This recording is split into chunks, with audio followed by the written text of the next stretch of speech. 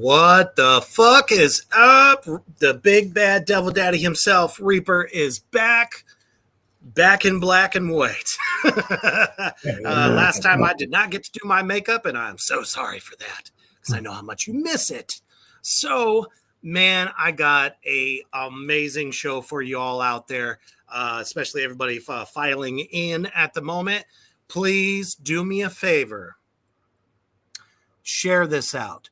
Share it everywhere. I don't give a fuck. If you think people will dig it, share it to them.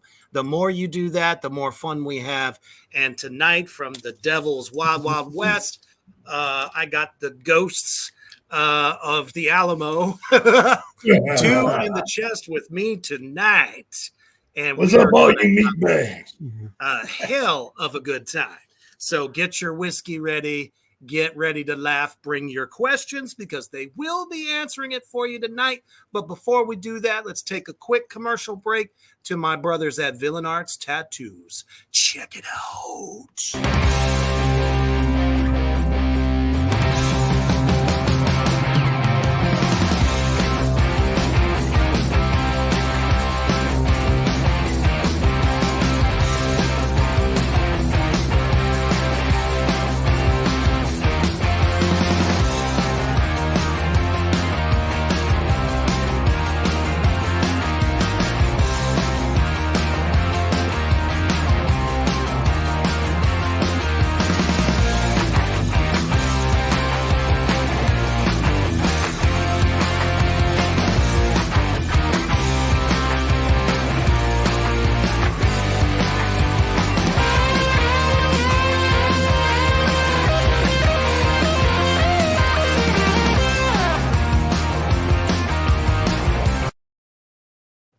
That's right.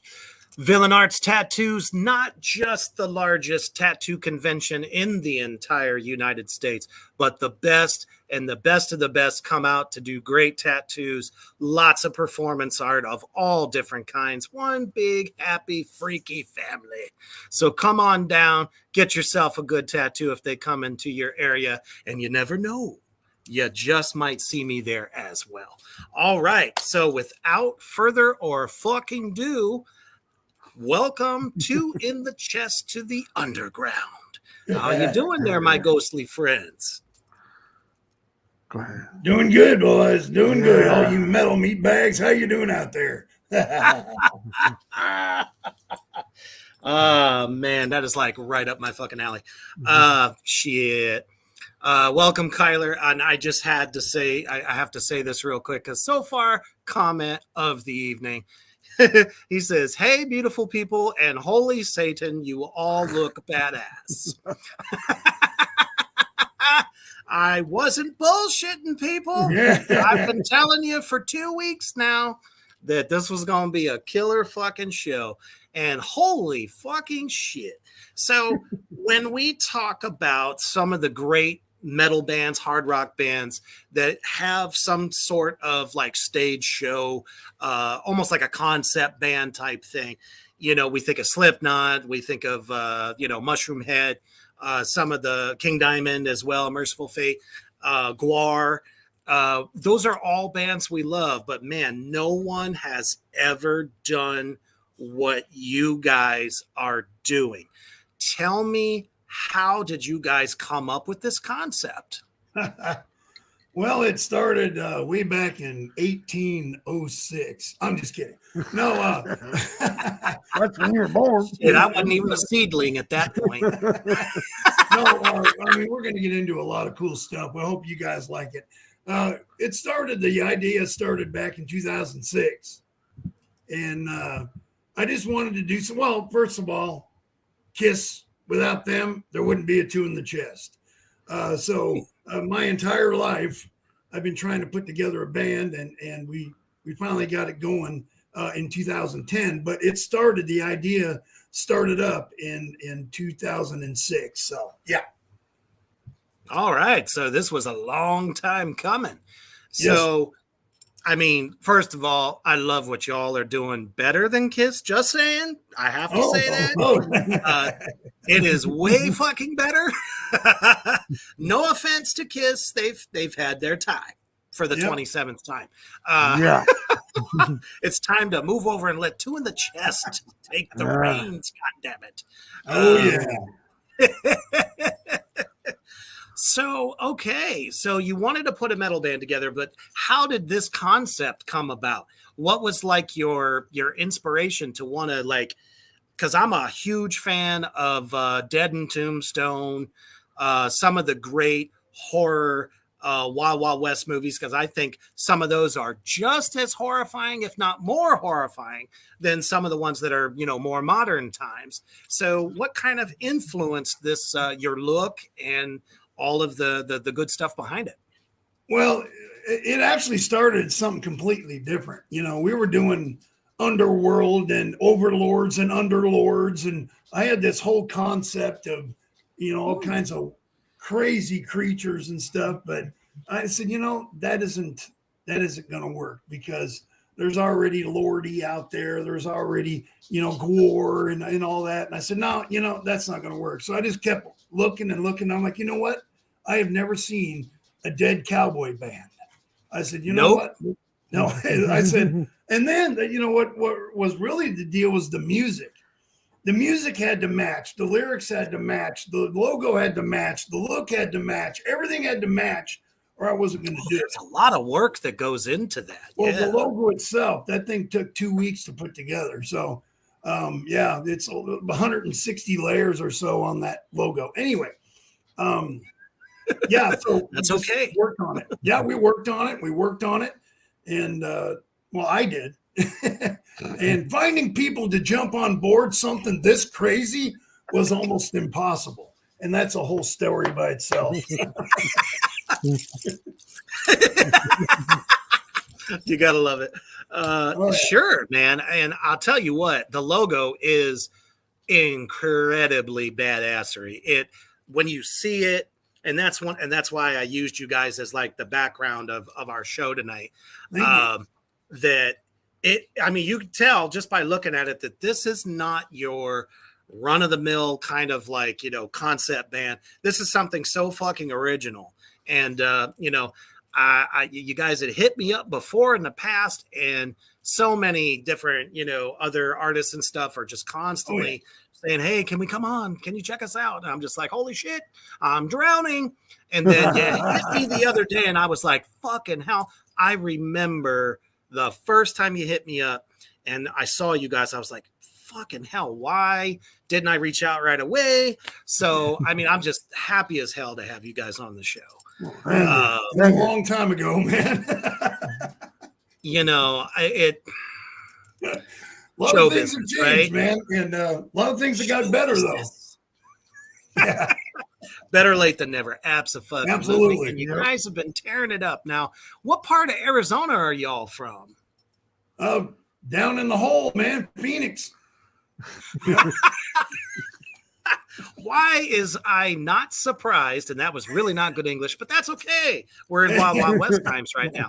So, why am I not surprised to hear that? Because every time I ever hear anyone say anything about fucking Phoenix, it's like fucking horrible. Down in the hole, okay, because we got you, Awesome. So that makes a lot of sense. Did you have any influences, horror wise, like that you kind of drew from, or? Well, not really. Other than just your standard, Southern hard rock or Southern metal, whatever, and Kiss. That's about it, I saw them when in 1977, and I said, you know what? Ooh. Yeah, I'm going to make my own band. And it took 50 years to get there, whatever the heck it was. You are never too old to fucking rock. Amen to that. I will say that until my last breath. Matter of fact, I'll probably be like Buddy Rich and fucking go out in a blaze of glory on my drum throne. Well, I mean, shit. I'm fucking, about to be 47 and still fucking playing doom metal. So. Oh man, youngster. You're a youngster. I gotta say, I feel like I'm 25. So there you go. It's not horrible. Our lead guitar player is so old. He was alive when the Dead Sea only had the sniffles. I fucking love it. Oh man. And Kyler says Wild Wild West horror movies need to hit the mainstream more. I agree. Yep. There are a lot of good ones, and it's like, why don't they? On it. Oh fuck yeah! Well, we'll get to that. All right, so you guys have got the concept together. So now we're getting into the music. So you said a lot of southern rock, southern metal. So is that kind of like say Pantera? Son of a bitch. And I'm a huge classic rock fan, and they're escaping me. Like Allman Brothers. I wouldn't go that deep. I would say CCR definitely. Oh, okay. Well, even better. Oh yeah. I still get down with the CCR. ZZ Top. So Alice in Chains. And definitely Pantera. Nice. I mean, without the dime, there wouldn't be a Reverend Black. So, fuck you can yeah. throw some Motorhead reference in there too. Oh yeah, Motorhead definitely. Yeah, I feel a lot of Motorhead in your music. Fuck yeah! If you are not considered in the metal club, if you have not gotten down to fucking Ace of Spades, I don't give a shit who you are. Absolutely. It's so fucking true, and I do. I hear the rhythms in there. All the way down to a lot of the riffs too, but it's like you've captured that southern bluesy, those riffs in it, and it works flawlessly. So how do you guys go about writing? Do you start with a riff, or you know what I mean? Everyone's writing process is different, so I'm just curious how you guys do it. We got 3 records out, so I mean. Every record was a little bit different. Sure. As far as the first one went, that was all discovery, because we wanted something different than anybody has out there, and we wanted a metal twist with a southern influence, and we managed to capture that in the first record and then the ones following. But the first record is it was just putting stuff together. And creating, a style, because I don't want to sound like anybody else, and it just so happens right originality. Sure, yeah, they do. Nice. Liz says solid influences. Love Motorhead. Absolutely. All right. So obviously, you got 3 records out. And it's just like any other band. You're evolving, and you just keep getting better and better. So, how did people kind of take to that first record when you put it out initially? Oh, it was accepted greatly. Like right off rip. That's awesome. Yeah, I mean, it was here's the picture of it. Oh, absolutely. Actually, I think I got that one. Could be. Yep. That's the third record. Sorry. That's the second one. That's the second record. Yeah. Oh, okay. One more. We'll get to that. One more. We'll get to that. Yeah. But yeah, it went off pretty good. I mean, everybody's got their favorite song, of course. Oh yeah, for sure. But it's like when you did your first show, were people like, what the fuck is this? You talked about that where the people just stopped and rushed the stage on that one show that you done did there. Oh yeah, yeah. Oh, Well, you know, when we first started, we wanted to test the music, so we didn't have all this stuff on. Um, so we played a couple of shows without it. But the first show was at a club called Club Red Owl, mm. and we happened to get real lucky with the time slot, and so we got bum rushed by a lot of people. The first time they ever saw us, they freaked out. It was an amazing show. You know, how some Oh, that's bands, awesome. some bands they're playing and the people are like watching, but looking and talking, having conversations. When we started playing, everybody stopped and just came to the stage because they knew they were seeing something special. Oh yeah. It was really Oh kind of yeah, cool. that's actually a kind of cool story if you want to hear it. I'm Fuck eager to yeah. tell it. Because, I mean, if I had been in the crowd, I would have, like, shit my proverbial pants. I'd be Well, like, fuck, yes, let's go. Well, the whole deal is, I don't know if you've heard of the Jerome Indie Film and Music Festival, yeah?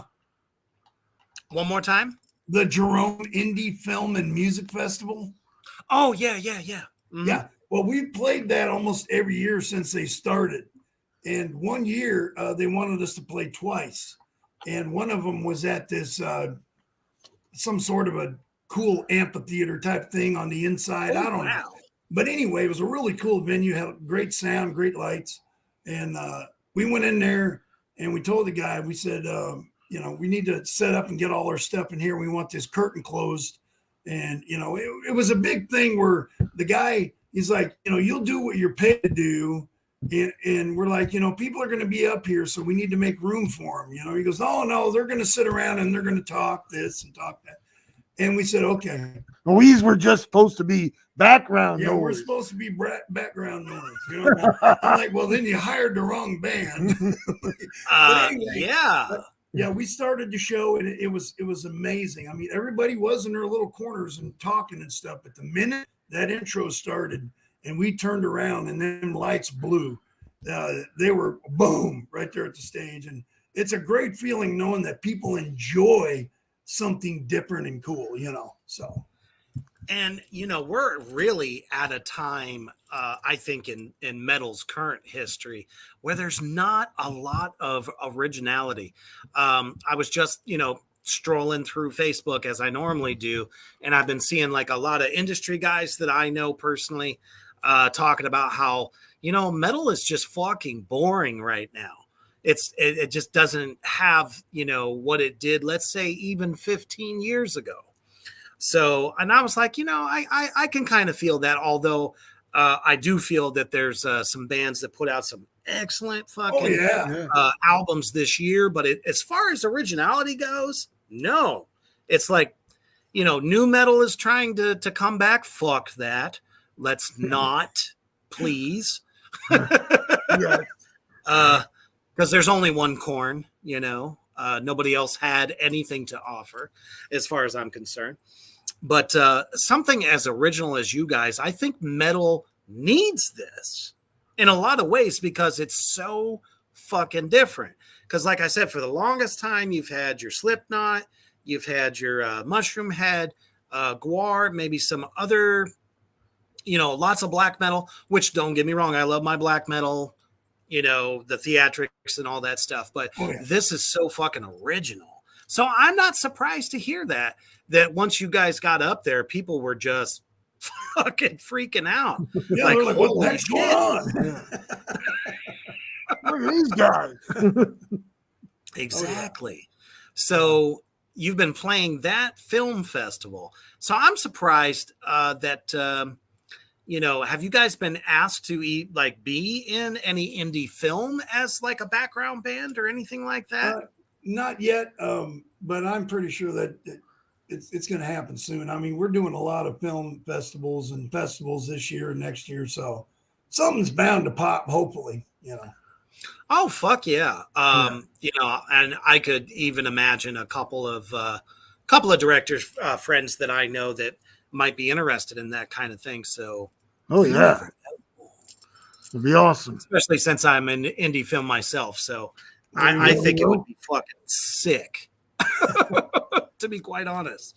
Yeah, All we're right. working on some potential, some of them moving picture things, that is in time with our music, right? Oh, yeah. Moving video, Yeah. whatever. What do they call it? I don't know. I don't know, but it's going to be some barn burners, that's for sure, man. Be burning the corn, baby.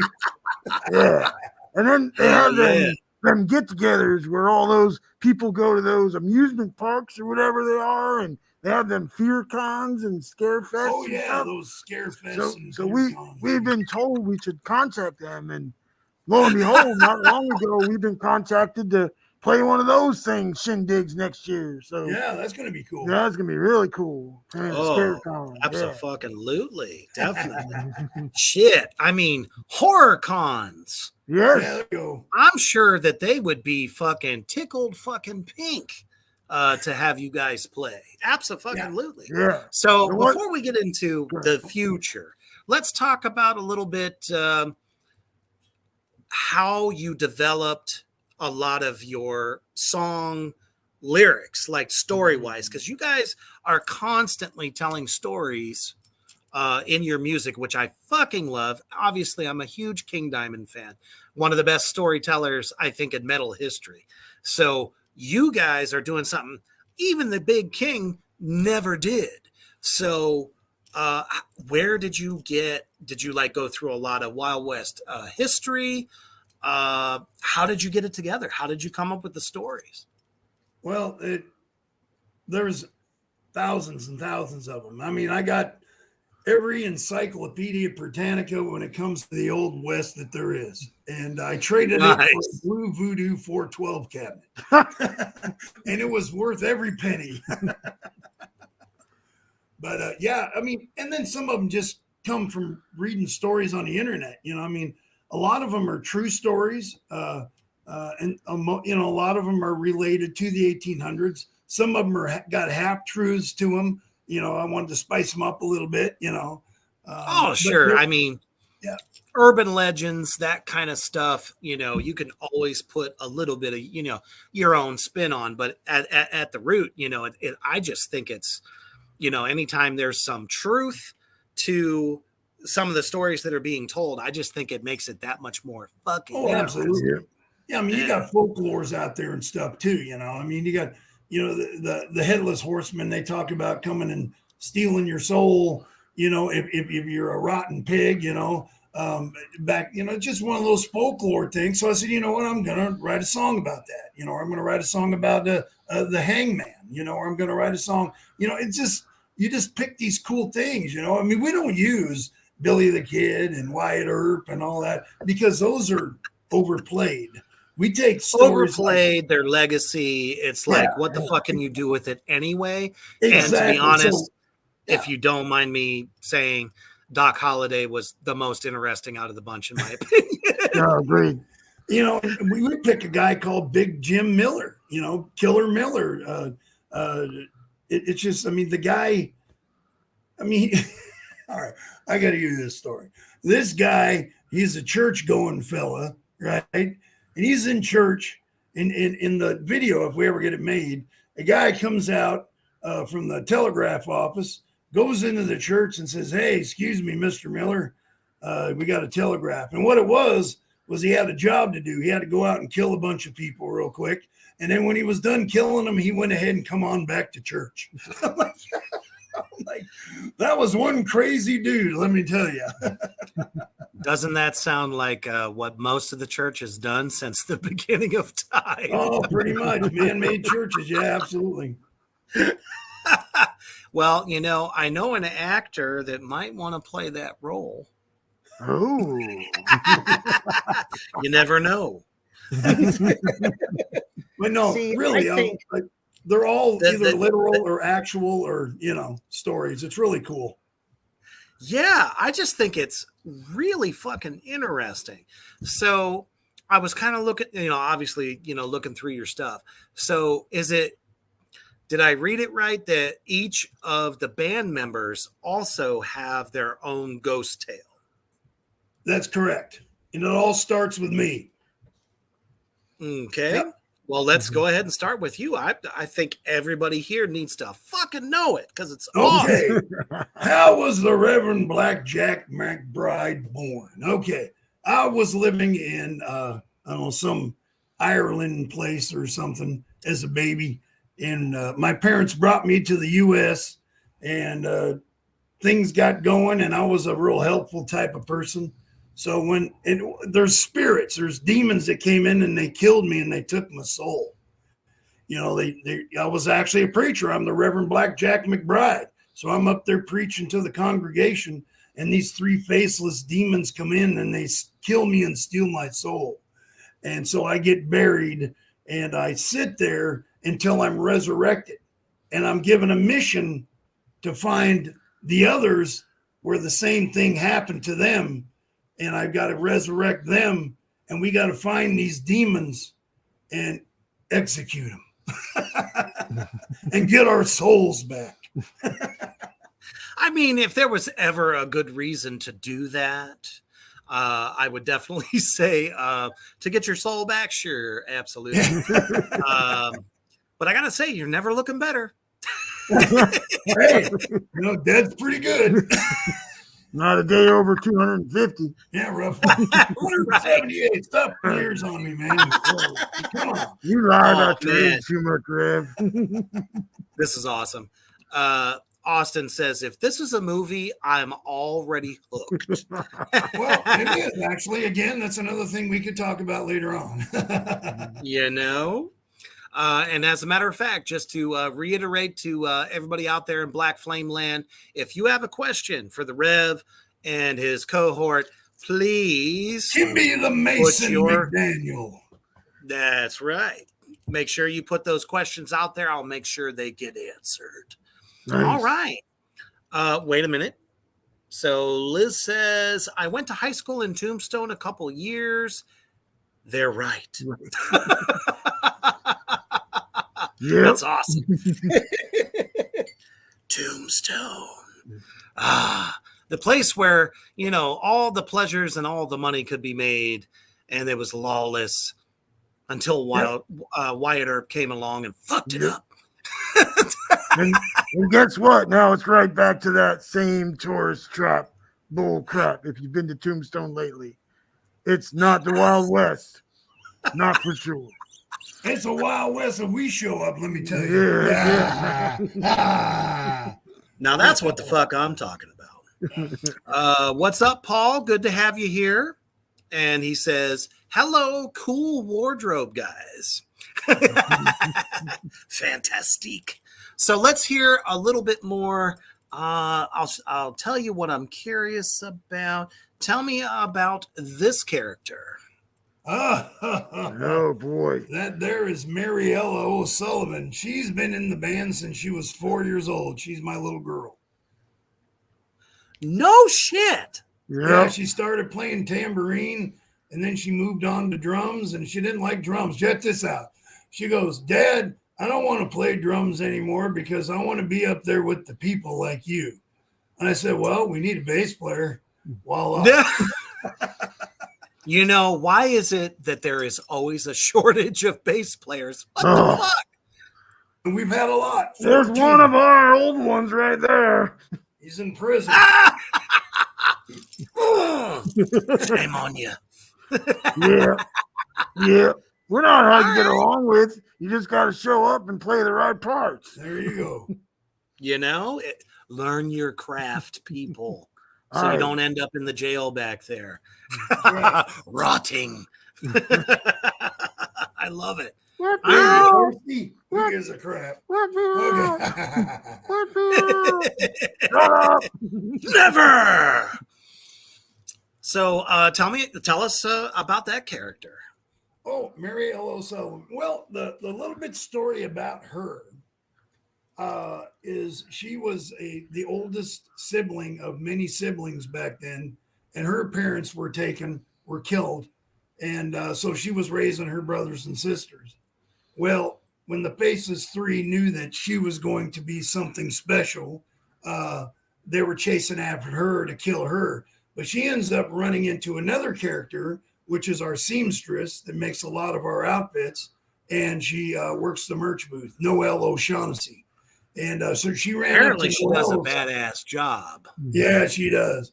And well, we can get into that detail a little bit later too. But she ran up to Noelle, and Noelle hid her for a while in the floorboards and stuff. But eventually, the Faces 3 found her, killed her, and took her soul as well. And of course, in the story, I find her and resurrect her, and she becomes part of the Power team, the Power 5. Do you guys have a secret Dakota ring? Actually, we do. I love it. No, man, this is fucking fascinating. Just absolutely fascinating. I mean, I've always been a Wild Wild West fan, going back to Clint Eastwood. Oh, yeah. Yeah, I mean, I saw a lot of the John Wayne stuff, and I'm just like, no. But, Clint Eastwood came around, and I was like, yes, I can get with that. Yep. And then when it became, more like on the horror end of things, I was even more on board. So this is just fascinating. Let's see here. Austin says, that's awesome. Y'all have like a rock version of the Jackson 5 going on, and I'm totally with it. Family bands are always great. And I can't say enough. I think he's pretty much dead on. Well, the drummer's my wife. Oh, okay. Well, we'll get to that too. Yep. Here's Tyler says I have my own skull mask, and I should join you guys and get my own backstory now. Who's that guy? Hell yeah. Yeah, there you go. Who the fuck would not want to be in this band? Yeah. Well, it took a while to make that happen, but that after a while, people do want to be in it. But once you get in here, you realize that it's not easy doing what we do. It is hot, very uncomfortable, but the smiles that we get from the crowd make it all worth it. Yep. I could totally see the goth crowd getting into this. Is your audience varied? Oh, totally. Yeah. I mean, all walks of life to 80, man. That one couple that came up to Jerome to see us. They were. Oh, yeah. There was a retired couple. They was out on some sort of vacation, and it was the last day of their vacation. They're going to head back to Illinois, and they looked in their 60s or so, and they loved it. They bought the record, and they're listening to the record all the way home. They absolutely loved it. So I mean, the age doesn't matter. It's like if you want to get up there, have fun, and enjoy not only an audio experience, you're enjoying a visual experience. So we want to give everybody a full show, head to toe, lyrics to logo concept show. So yeah, you guys have fucking nailed it. I'm like. I'm fanboying over here, and I don't. No! Look out! We picked us another fan. I know. I don't ever do that.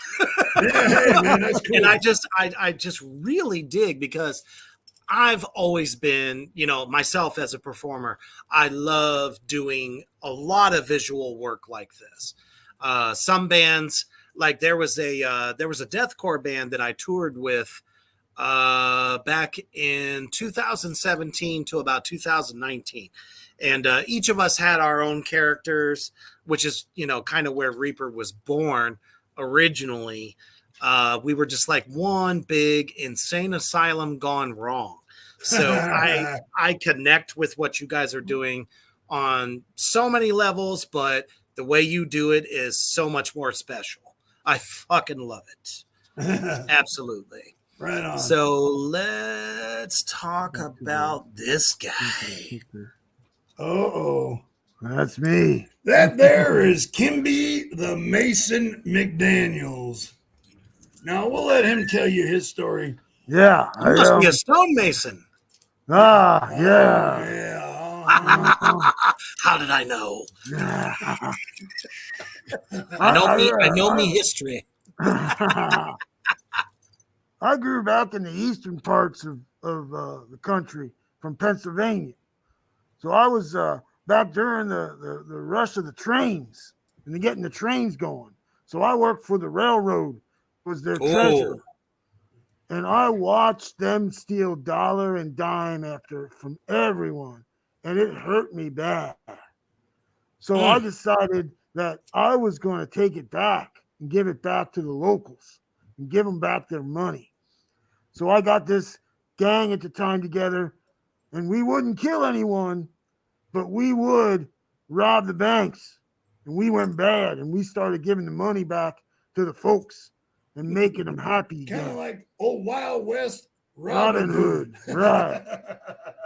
So lo and behold, one of the members of the gang decided he wanted to kill someone. And he shot someone cold dead on a train, and they hunted me down.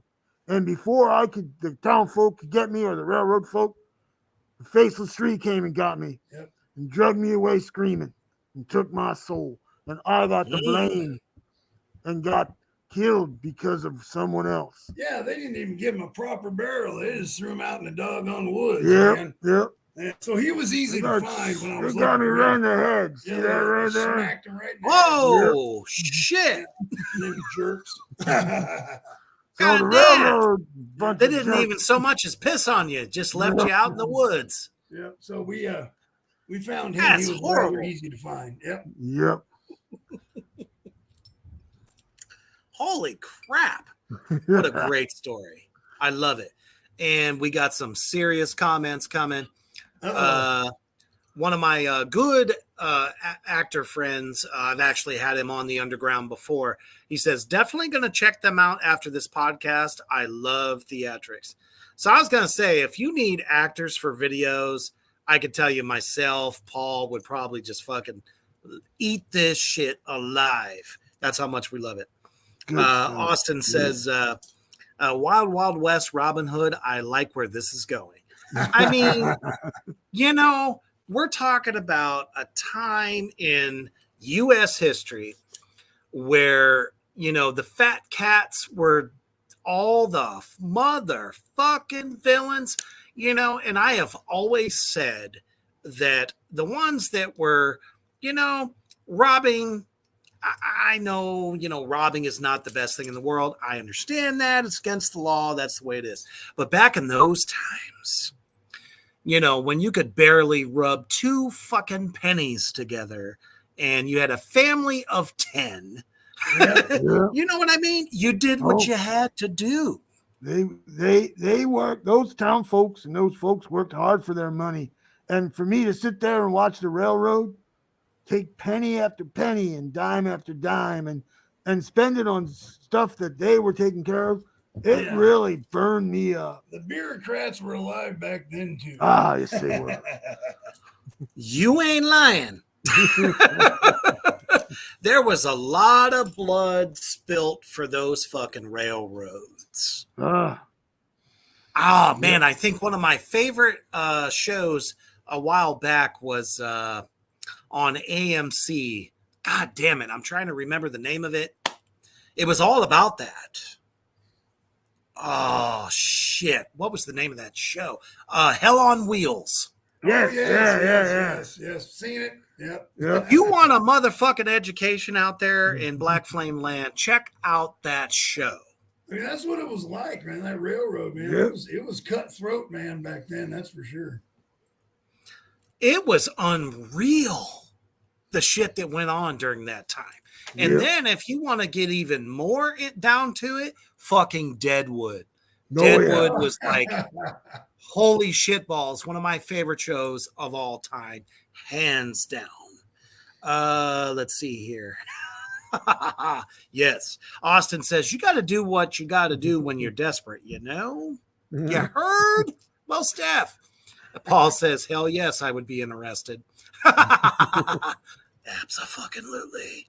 All right. So I definitely think it's time to show everybody out there in Black Flame Land a little bit of your music. And we're going to cue that up right now. Looks like the thunder is rolling outside my door. Oh. Shit. So this is one of your big songs called Davy Crockett. Let's check that shit out. You guys like that, huh? Yeah! All right, let's get her done. Here we go. You heard of Houston and Continental. Texas way to just let it go. Our freedom was a fight.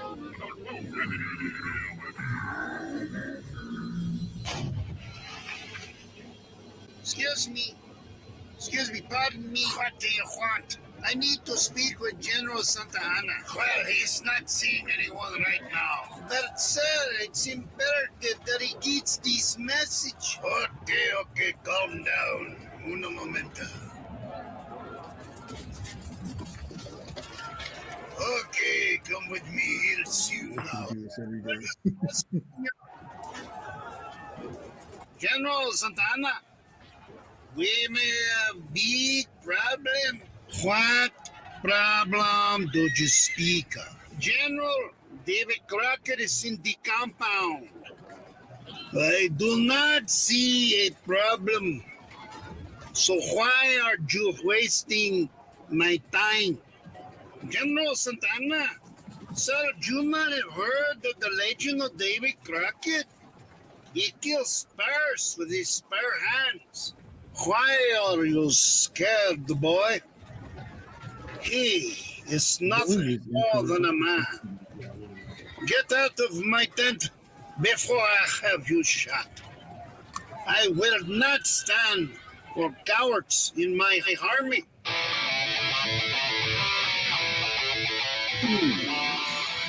Who is this Davy Crockett?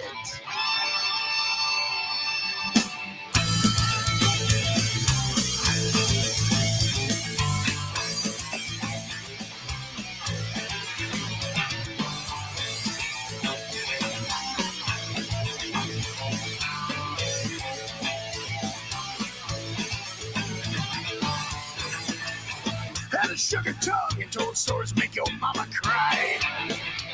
Nerd a few times, one named Polly not think she died. Moved to Tennessee, headed down that political trail. General Assembly Congressman was die critical.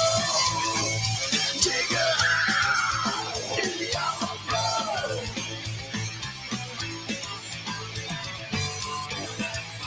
He was good to the people, but they didn't treat him well. I'm gonna move to Texas, and you can all go to hell.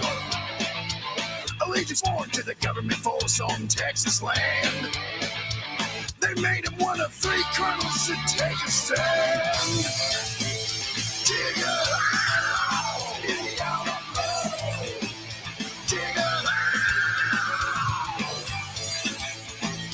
Dig out in the Alamo. Dig out.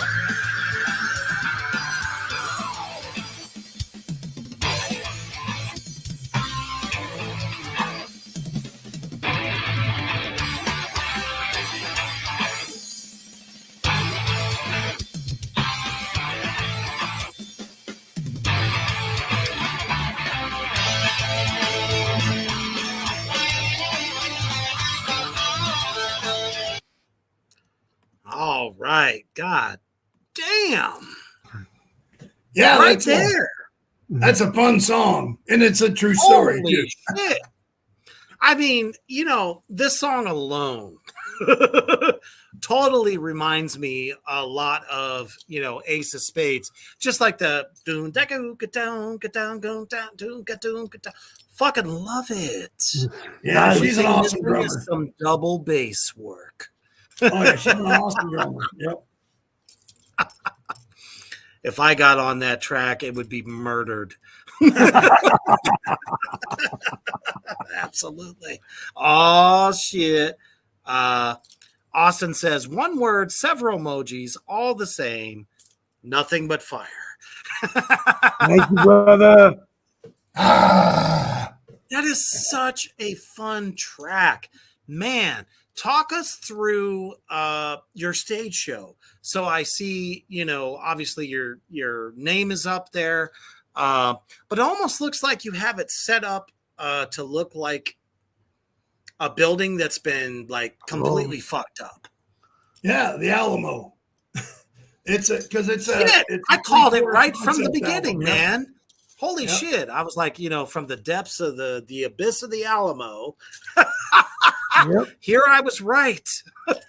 Yep. You were. I mean, we had Man, cannons out on the fantastic stage and fucking everything. song. Yeah, there was Mm. cannons out there and everything. Yeah. Amazing. I bet you if you like threw some stained glass in there too, well, I mean, it doesn't have to be like legit stained glass, but a little bit here and there, that shit would look amazing. Oh yeah. So just kind of like looking through your Spotify, some of your top songs. I Know My Way Home is number 1. Tell us a Wow, little bit really? about that song.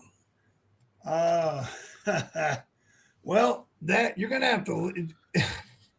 It's a good song, and the story it's gonna people. Okay, I'm trying to figure out how to tell you this.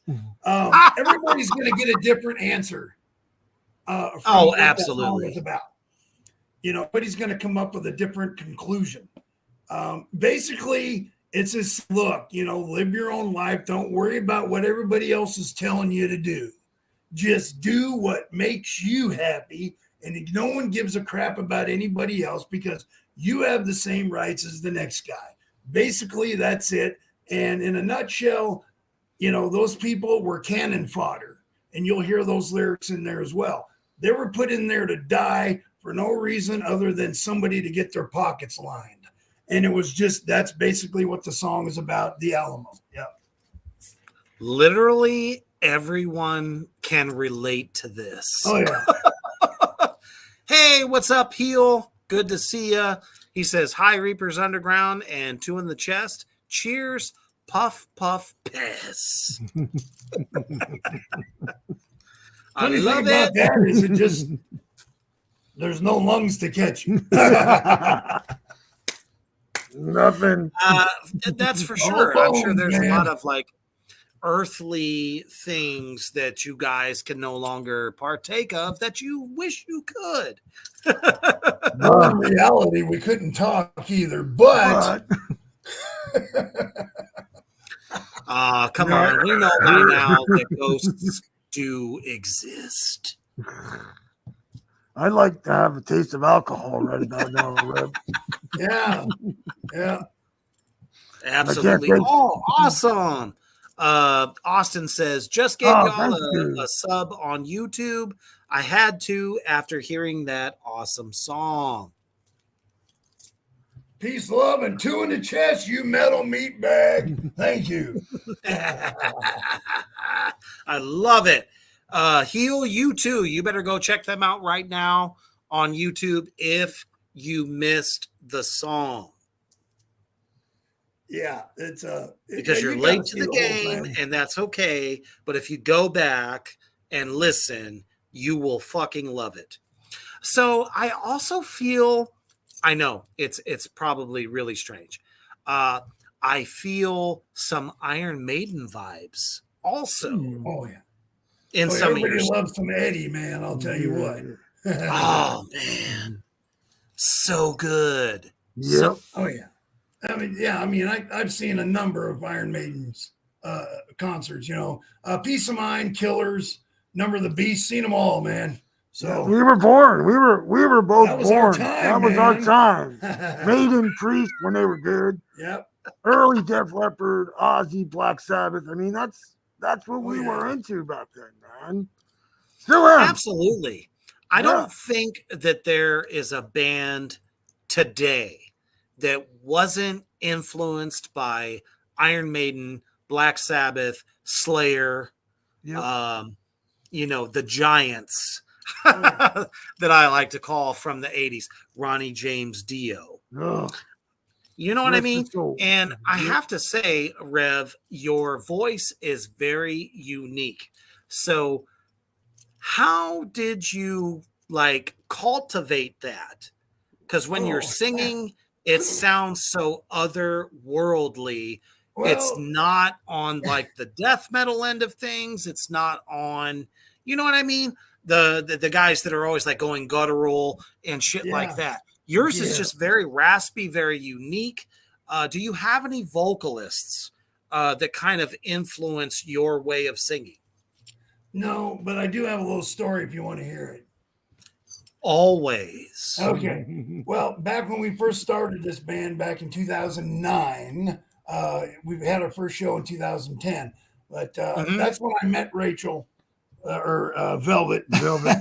It was Rachel before she put the mask on. And then so Pre-mask. I talked to her, and we didn't even know each other was a musician until later on in the whole deal. And then I told her about my idea, and she says, "Yeah, I'm totally all aboard." She said, "Let's do it." And so we got together. We worked out the style together. It was just her and I, and we were looking for vocals. What the heck was that? I need something to drink because I'm kind of dried out. Dust come flying out of there. Bony. So anyway, but anyway, she's like, "You know what? Stop looking for singers. Why don't you just sing?" And I'm like, "I'm not a singer. I'm a guitar player and a songwriter. I don't want to sing." But anyway, I feel that. She kind of forced me to do it. And I'm like, well, if I'm going to sing, I'm going to find a vocal that nobody else has, and I'm going to run with it. And, other than the fact that saying, people are sometimes saying that I sound like Lemmy. Other than that, it's as original as it gets. All my screams are original. And so there you have it. And there it is, I love that. What is that? 13 years later? Yep. Something like that? 2010. Holy 13 shit. years. So, Wow. yeah. See, that's why I feel like here at the Underground, we are so privileged to, know that you guys exist and be able to listen to your music because, man, I'm always saying the mainstream sucks. Yes. And you guys are doing this shit without a label. We got which is fucking fantastic. You know what? I say if you can do it on your own and do it your way, the way you want to do it, your vision, nobody's stepping on your dick. This is the way to do it. Well, I'll tell you what, I'll give you that. And I'll also add to this, though, they're losing out because we're a doggone marketer's gold mine. I mean, we've got that is so fucking true. Endless sales and stuff. So, I mean, they're losing out by not, jumping on top and making things happen.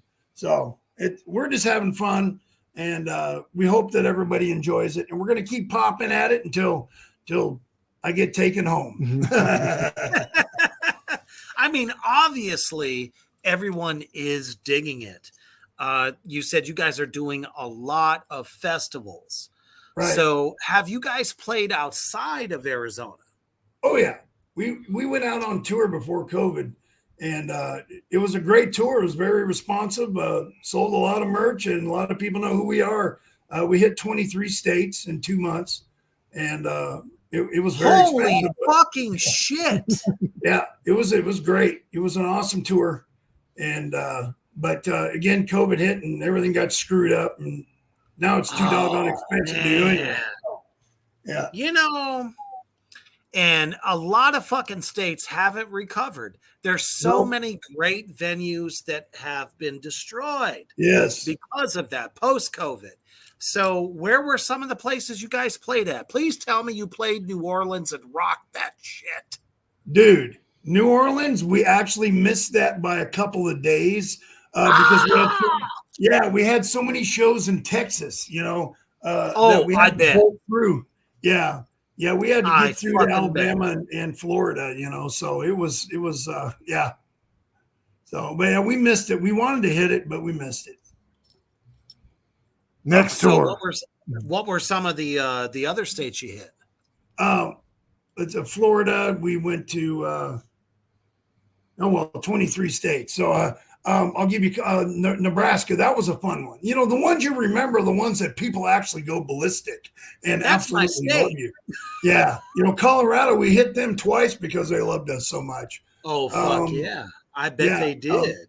Indiana, New Mexico, pretty much everywhere, in that area. just kind of That's up and around and back down, you know. So holy shit balls. yeah, it was expensive. Definitely. Now, do you guys have management? We're it. We manage ourselves. Yeah. What am I always telling you people out there in Black Flame Land? When you got something special, when you believe and have the passion in your music and what you're doing, you can do this shit without anyone's help. You can do it. These guys are fucking living proof. All we're lacking is someone that has some extra dough to throw our way. We could use some frog skins, that's for sure. They could some chickens, really, some chickens, yes, some turkeys, you know. Yeah. Need some beaver pelts. But that's really it. I mean, if we had someone that had some money and they wanted to throw it our way and get behind us, we could make a boatload of money with this. Oh yeah. And just go out and make people happy. And dude, can you imagine the stage? And that's what it's all about. Oh my gosh. You know, the ideas we have, people will just be blown away. You know, we got stacks of paper filled with ideas, you know, and if somebody would just throw some money at us, well, I'll tell you what, it'd be awesome. Anyway. And they make a boatload of money. We're having a great time, and the fans without selling your soul. Yeah, exactly. Well, it's already gone. We got to find it. Yeah, we got to buy it back. You see, because sometimes, you know, deals are great, but I don't know. You know, that's really something in this industry that I think is so fucked up. Yep. It's really bad. Hopefully you guys have not encountered, you know, that I want to take 25% of your merch sales. No. We won't allow that. We won't play that. Goodness. You know, yeah, fuck those places. Mm-hmm. And some of them actually feel bad asking, from what I understand. So it's like, you know, this industry is so fucking backwards, which is why the underground fucking rules. Yep. Yeah, we got our own production company too, so we don't have to rely on anybody to put on shows. We put on our own shows. That is fucking phenomenal. Yeah. And, you know, anybody out there that is in bands or thinking about doing a band, do it your damn self, people. Trust me, I've been on multiple labels, and I gotta say it's so much more rewarding if you do it yourself. Because you know you retain your humbleness. It's about the fans, you know. It's all about the fans, because if there's no you, there's no them, there's no me, there's no anybody. Well, like I said, that's what we strive for. We strive for that smile. You know, we see it. All right, here's another story. We were in Satellite Beach, Florida, playing at what the heck was the name of that place? Anyway, it was Ashley's Sports Page. That's what it was. It was in Satellite Beach, Florida, up on on the Atlantic side over there. And we played this show. I mean, there was a ton of people there, but there was this couple sitting off to the side. And this girl, as soon as we hit the stage, she had an ear-to-ear smile, and that smile stayed on her face the entire show. It did not leave. And then when we were done, her boyfriend or whatever wanted to go, she had to meet us. She had to talk to us. So, I mean, it's amazing when you see those smiles. You see the joy that we bring out in these people, you know. They have a great time. I absolutely love it. I wouldn't trade it for anything. No, I mean, abso-fucking-lutely. That's what it's all about. Yep. Shit. I would love to, like, fucking MC for you guys sometime. That would be great. Well, maybe one day it'll happen. Yeah, we'll definitely have to talk afterwards. So tell me about the new album. It's the last one that you guys have done recently. There you go. Hero's Blood. So what are some of the different stories that go into this record? You got a couple? You want to talk about one or two? Well, we can talk about your tour, the tour we went on, and one of our stops was in San Antonio at the Alamo. And that's where, Holy shit, that must have been fun. Oh, that is where this album was born. yep, That's where I got the idea. Oh, okay. yep. So at the time, the Rev was writing music on the road. He was he drove the stagecoach across the country, all over, hauling stuff back and forth. So he's on the writing music, and we're sending ideas back and forth. And lo and behold, we had 8 songs in the can, and they were all written about the Alamo. Yeah. A lot of people don't know that I was driving my wagon nationally. But no, I wrote the entire record inside the sleeper berth of a Freightliner. But the sleeper berth of my wagon. There you go. Yeah. But no, some of the stories, I can't see a darn thing because of the light is not good. Well, Very good. talk to him about Here we go. give it here. I'm trying to see what songs there are here. What do we got? Talk to him about Evil Horde. Evil Horde. Oh, now that is a tragic story. Oh, we got to Horde, hear about that one. Yeah, if you listen to it, it's got female singers on it. My daughter's doing backups, and Nice. his daughter's singing some main vocals in there as well. And I'm in there for the chorus, but other than that, that's it. It's a completely different concept, but the story is incredible. It's basically in a nutshell, all the girls and the kids and the women or whatever were hiding in that last final room as everybody else is being slaughtered everywhere when they finally crest the wall and took the fort. And they were killing everybody. And that's basically what that song's about, Evil Horde. Somebody trying to hide, a little girl trying to hide in a hole in a wall, trying to get away from dying, begging the Lord to save her life, and it's just crazy. It was a very, very violent time, and we're trying to portray that, and we did pretty well, I think, in Evil Horde. And then Evening Primrose is kind of a cough up from that. And it's bringing light and goodness and joy and at birth. So there was life coming into the world as all this death was just crowding the Alamo. So I mean, it's an incredible matchup of those two songs. That song there has definitely got some potential as far as one of them moving picture things. Really. Evil Horde. Oh yeah, we're going to be doing a video for that one. That's for sure. Yeah. So there's a bunch of other good songs written about the Alamo and Seven Angels. Seven Angels. Yeah. Oh, that's a cool story. You want to hear that one? I'll give you that. Always. Okay. Well, when that Evil Horde was coming across, General Santa Anna and all his rotten, well, I wouldn't say rotten, they were trying to take the Alamo. Anyway, they get over there, and after everybody's been dead and thrown in the hole, that's another thing. In a hole in the Alamo. No. Anyway, so anyway, they came over. And I lost my train of thought. My dust left my brain. What the heck's wrong with you, man? What was it? Just smack we your talking skull, man. It'll come back. The Seven Angels. Oh, the Seven Angels. Yeah. So they were told by General, sorry about that. I got this dust gets to one side and then I forget. Anyway, he gave a directive order to all his men to destroy all the buildings.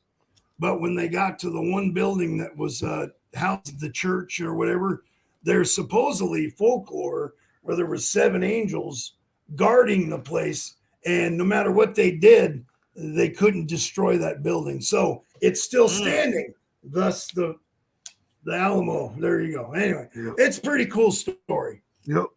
And then Santa Anna was brutal. He was that was brutal. Before we move on to what we feel is the single off this record, we need to talk about the title track, Hero's Blood. Hero's Blood. Yeah, absolutely. Hero's Blood. I mean, just think about it. You got 200 people fighting against thousands. That is pure, unadulterated hero's blood. Period. Most deaf. You know, so yeah, it's a great song. It's a great song. But Almost, I mean, in my opinion, it's almost even better than the story of the 300. You know what I mean? Oh yeah, absolutely. I mean, if you think about it, I mean, those guys knew they were going to die, but they didn't want to lose the fort, so they were going to fight to the death. They knew they were dying. You know, they sent out all their riders, and the last rider they sent out, they knew nobody was coming. No one's They knew coming. it. No one came. Nobody came. Yeah. Yeah. So when we played this show live, the Heroes Blood tour, we played every song on the track on the album. It was just Oh wow, in its entirety. Awesome. yeah. And that was for the debut, and we got a lot of great feedback. Oh, yeah. You know, every song on this album has a meaning, and there's a couple tracks at the end that aren't really related to the Alamo, but you need to talk about Misfitsville. Oh gosh, Misfitville. You know, I love that track. That's the one I've been using when I was posting my stories. Yeah. To let everybody know that you guys were coming on. I I fucking think love that's that going to be a track. hit.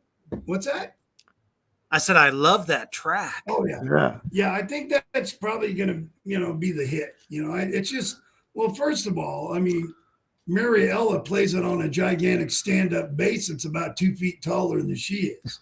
God So- damn. In the That's shape awesome. of a coffin. Yeah, it's a coffin stand-up bass. It's pretty cool. Hell yeah. Yeah. So, yeah, I and love it's- it. Yeah, it stands, I think, about 7.5 feet tall. Something like that. Yeah. We're looking Yeah, at it. yeah, I would imagine. I should go grab it. Nah, there's not enough room back there. No, that thing's tall. Anyways, yeah, check it out. You know, Misfitville, it's got great stories. It's twisted. We can't wait to make the video from it. You know, talk about Toontown. I mean, there's some crazy nutcases living in that town, boy. I tell you. But it's some great stories. Listen to the words; they're pretty cool. And the song was actually written by the community on Facebook. I put a call out. I said, "Look, I want to write a song, and I want you guys to be a part of it." So I said, come up with a character, come up with what his job was, and come up with how he died or she died or whatever. And a bunch of people posted some stuff, and we came up with Misfitville, and I put all the words together, and it's a great song. Absolutely love that song. Fun to play, too. Oh, yeah. A That is one of the town most- upside down. Yep. That is one of the most creative ways I have ever heard from any of the bands that I've had on here to come up with a song that is not only meaningful to you guys, but it's so personal to everybody else, and it gets them involved. Absolutely. Shit, I wish other bands would have done this. You know? Man, there's sometimes I got some creepy stuff going through my head, and some of them are great ideas. Other times he looks at me and goes, "Dude, I think you're off your rocker." Enough to make your head spin. Literally. That's right. What are you drinking? What is that stuff? Yes, Jack Daniels in the 2-liter bottle. Oh. No, Nothing we wrong don't with drink. We're a family-oriented band, and that's a Which rule is that we made. fantastic. So, You know what's how funny? many people are in the band? Oh, well, musically 5, physically 6. That's Yeah. awesome. Yeah. Nothing wrong with that. Oh yeah, Um, the merch lady's got her own outfit too. I made a mask for everybody. Yep, custom built mask. You for make the every masks? member. Yeah, I make all the masks. Yeah, And we both make all the guitars. yeah. Oh yeah, we make our own guitars. Yeah.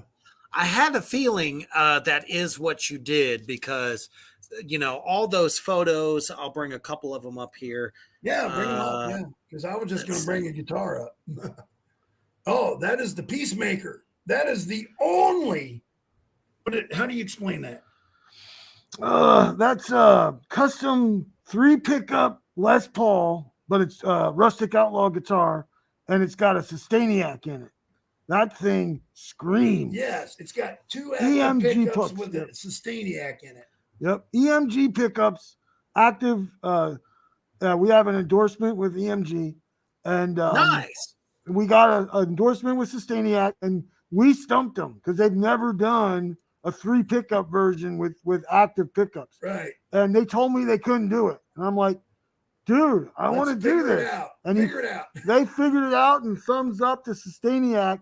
Yeah. They get the wiring Sustainiac. diagram. Yep. And we made it happen. And I'll tell you what, that guitar just screams. Oh, it screams. It screams. Yep. That is sick as fuck. Oh, and all my guitars are active James Hetfield signature EMGs as well. Yeah. Mm. Shout out to the meat bag.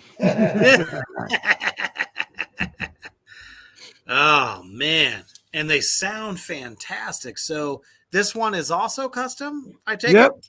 Yep. That's that guitar is called Crockett. That's the Crockett. Yep. So it's a gold top Les Paul that I resurrected, and you can tell it's been beat up and rode hard and put away wet, and it's got some Alamo garb on it, and it's just it screams. It's got EMG actives, and yeah, we built that one as well. He's about to show you another one. You might even have a Nice. picture of Yeah, this let's one. check that shit out.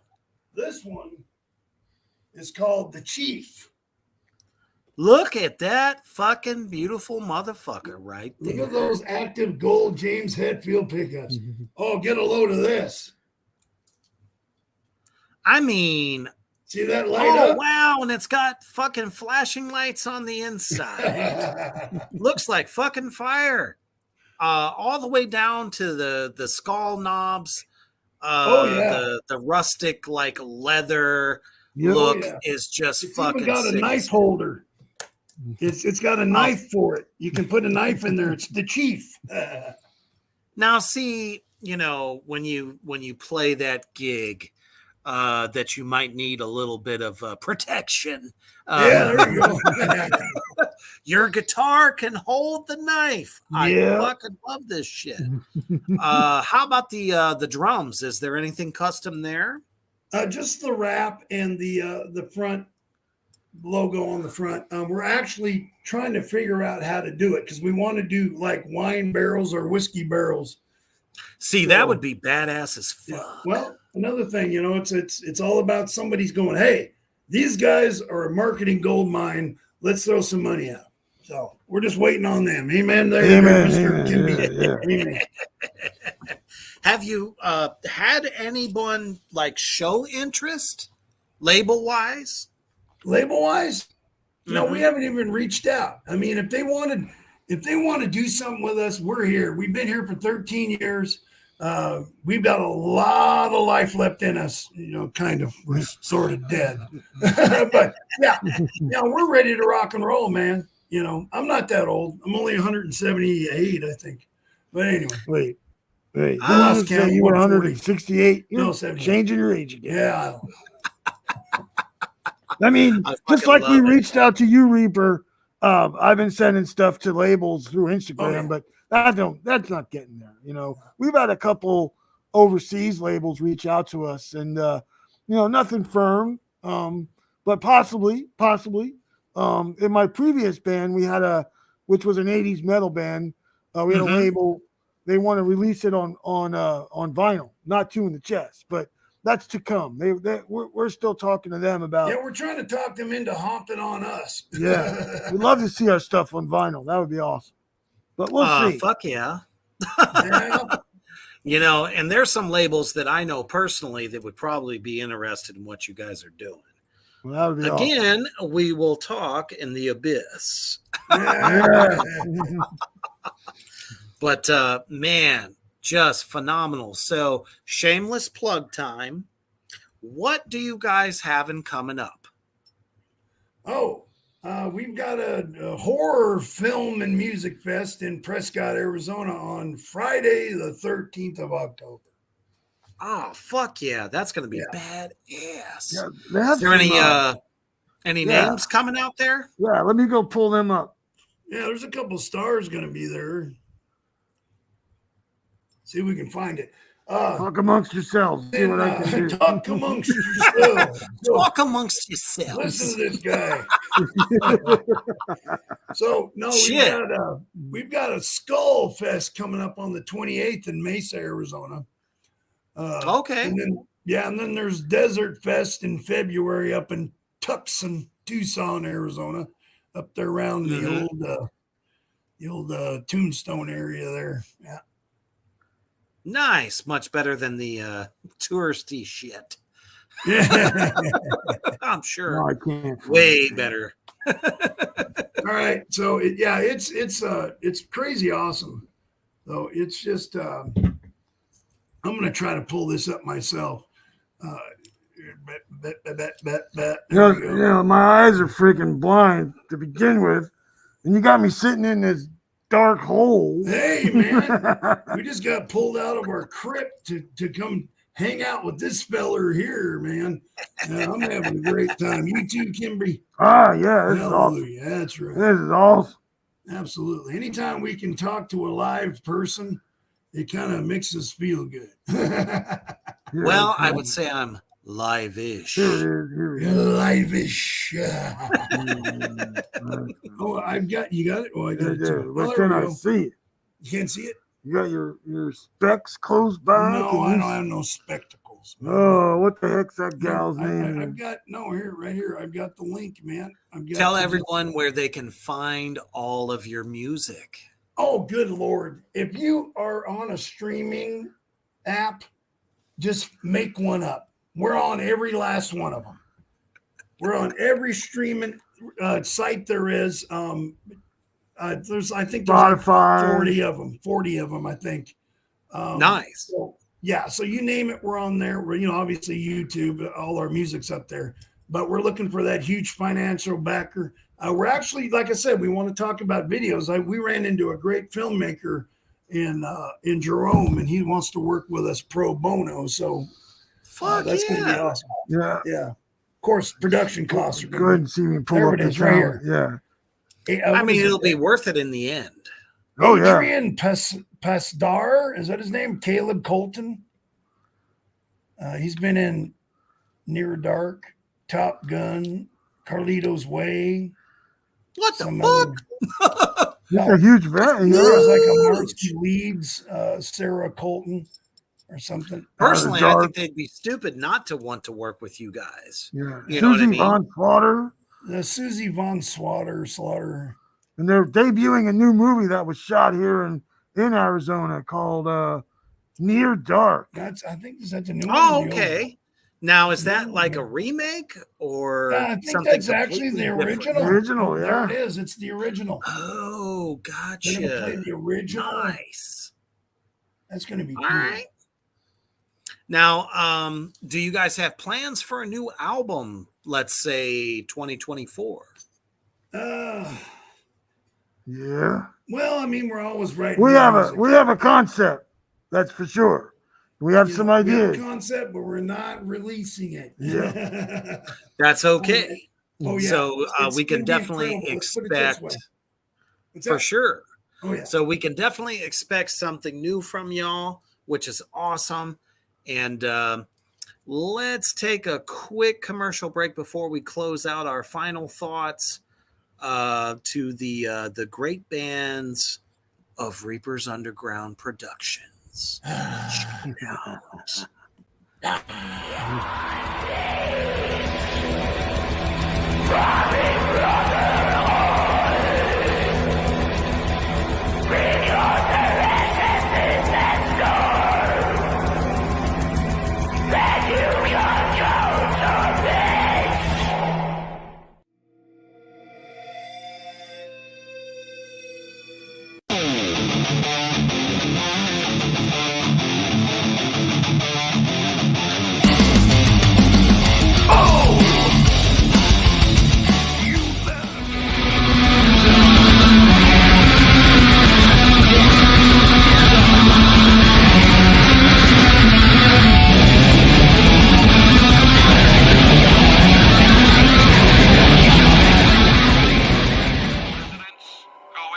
and stay in your houses.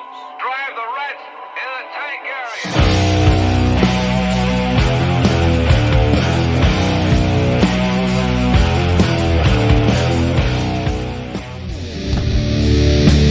Stoned up by the river, where darkness resides, hopes and all the dreams know that to die.